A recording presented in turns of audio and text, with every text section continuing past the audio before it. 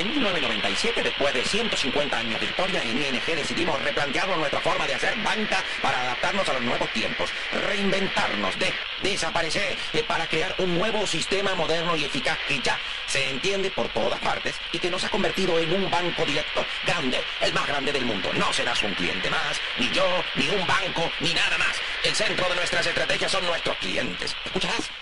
¿Escucharás?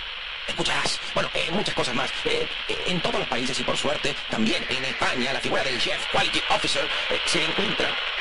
Hola. Sí, mira, estoy pensando muchas cosas y la verdad que no puedo seguir hablando de este modo. Yo reduzco costes, tú ganas más. Nuestro modelo de negocio se basa en la gestión eficiente de los costes. Gracias a la tecnología y la innovación, a través de canales directos y productos sencillos, podemos reducir nuestros gastos evitando curar por millones y reinvirtiendo todo ese ahorro en rentabilidad para nuestros clientes. Esta es sin duda una de las claves para nuestro éxito.